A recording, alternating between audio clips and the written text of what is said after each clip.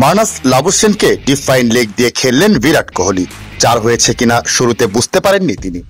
Umpire বাউন্ডারির ঘোষণা দিতেই তার মুখে দেখা গেল চওড়া হাসি। দীর্ঘদিনের অপেক্ষা শেষে সেঞ্চুরি বলে কথা। যেন পরম স্বস্তিতে 2 হাতে ব্যাট ও হেলমেট উঁচিয়ে ধরলেন ভারতীয় ব্যাটিং গ্রেট। টানা ব্যর্থতার ধারায় অস্ট্রেলিয়ার বিপক্ষে এই টেস্টের প্রথম ইনিংসেও 5 রানে আউট হয়ে যান কোহলি। রোববার ঘুরে দাঁড়িয়ে পার্থে ম্যাচের তৃতীয় দিন উপহার দিলেন দারুণ এই শতক। শিয়া বাটার ও ভিটামিন ই সমৃদ্ধ lily glam beauty soap. Lily, always beautiful. 2 ছক্কা ও 8 চারে 143 বলের ইনিংসে ঠিক 100 রান করে অপরাজিত থাকেন তিনি। টেস্টে দীর্ঘ 16 মাস পর সেঞ্চুরির স্বাদ পেলেন কোহলি।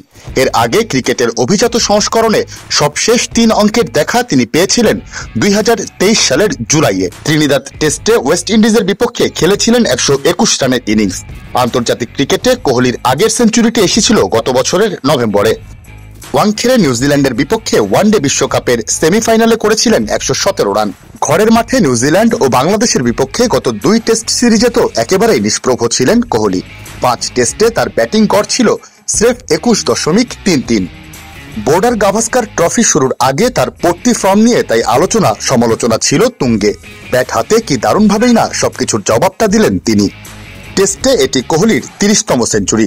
সব মিলিয়ে আন্তর্জাতিক ক্রিকেটে তার সেঞ্চুরি হয়ে গেল 81টি। 100 সেঞ্চুরি নিয়ে তার ওপরে আছেন কেবল কিংবদন্তি সচিন তেন্ডুলকার।